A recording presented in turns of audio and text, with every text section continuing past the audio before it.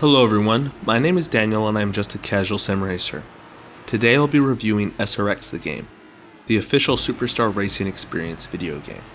I have reviewed this game while using my Thrustmaster T300 and Fanatec CSL Elite pedals with load cell. As normal for my reviews, all settings for the wheel and the game's force feedback was left on default. SRX The Game is a game developed and published by Monster Games, which was one of the key developers of the recent Nascar Heat series. Since that contract was taken over completely by Motorsports Games, Monster Games has gone on to release Tony Stewart's Sprint Car Racing and Tony Stewart's All-American Racing the last couple of years. SRX The Game was released on May 28, 2021. As the name indicates, this game includes the Superstar Racing Experience Championship, along with that series' official cars and tracks. The game's artificial intelligence on the asphalt is definitely solid, and actually, for oval racing, I have not found much better in any racing game. The AI will attempt passes both on the low and the high side, and even occasionally defend your moves, sliding in front to cut off your run into the corner. However, the AI in the dirt is not nearly as good, as they can tend to clump together, and also they don't appear to defend at all like the AI does on asphalt. In this category regarding artificial intelligence, the game receives a score of 7. First, there are no private lobbies in the game, which is a shame. On PC, there's also little to no online racers, so that side of things is pretty much dead. Though on console, you can typically find at least one lobby with some other racers, though over the last few months, the overall online user numbers have dropped a lot, which definitely hurts this multiplayer category.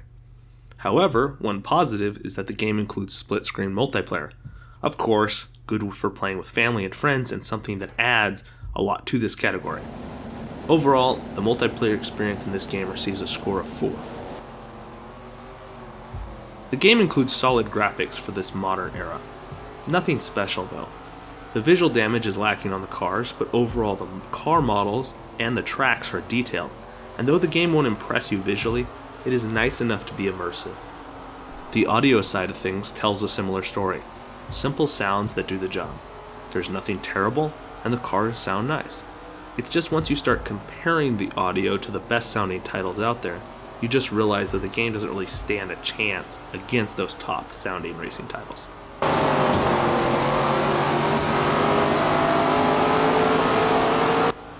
Overall, the audiovisuals for SRX The Game are good, but not great, and I give the game a score of 7 in this category.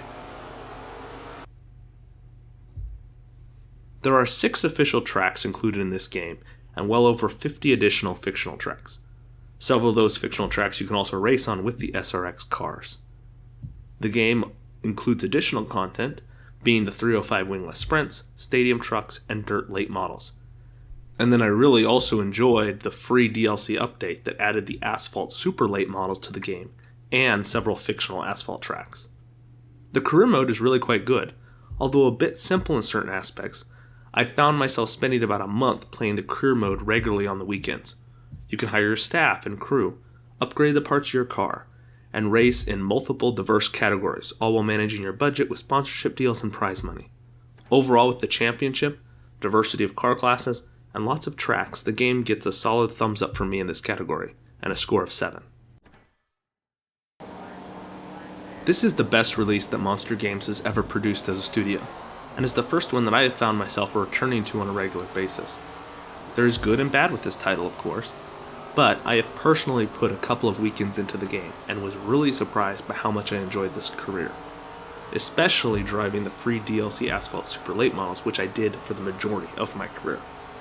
The fact that Monster Games has landed the SRX license is a big deal, and it's definitely one of the game's biggest selling points. Beyond that though, the game has a nice career mode, and it should definitely appeal to users looking for a progression-based career, going through a variety of car types, starting off and primarily focused on dirt track racing before eventually progressing into the SRX cars. Overall, my recommendation is a 7. In terms of physics, the game falls solidly into the sim-like category. SRX The Game is not a full simulation experience, but with this release, Monster Games has produced a title that, especially on the tarmac, is filled with realistic car behavior and handling that actually rivals reputable, fully established sim racing games. and I found myself racing the asphalt super late models for hours. Where the Monster Games needs to look for improvement for future releases is in the dirt physics and handling. Additionally, one of the other biggest weaknesses of this game is the track meshes. The game utilizes a can driving surface effect, and there just aren't any road mesh effects for the surface of the track. So you may be driving over a crack in the tarmac that you visually see, but you won't feel that specific crack communicated to you. I don't want you to think that there isn't a clear difference when leaving the banking of the track or sliding across the infield grass. There is. But the canned effect exists on the track surface to give a textured feeling to what otherwise would be a perfectly smooth tarmac track surface. They should, instead, create a track mesh that accurately conveys the track surface feel, maybe in future releases. The force feedback in the game is fine, it communicates the raw G-forces very well, and tracks such as Slinger will definitely fatigue your arms, even with the T300 I was using.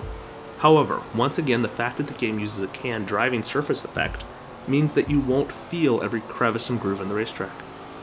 This is unfortunate, because if a physical track mesh was implemented into the game, such as a laser scan mesh, this title would likely be standing amidst other full simulation titles, at least in regard to the force feedback on the tarmac tracks. I am optimistic for the future if Monster Games improves just these couple areas in the next release. Overall, the driving experience just ends up falling just a bit below what I would have liked, and so I give SRX The Game's driving experience a score of 6. SRX The Game received a score of 7 for its AI, 4 for its multiplayer experience, 7 for its audiovisuals, 7 for its content, 7 for my recommendation, and 6 for the game's driving experience. Overall, after punching those numbers into my rating algorithm, I can award SRX The Game an overall score of 64. Now let's add SRX The Game to my 2021 game review list.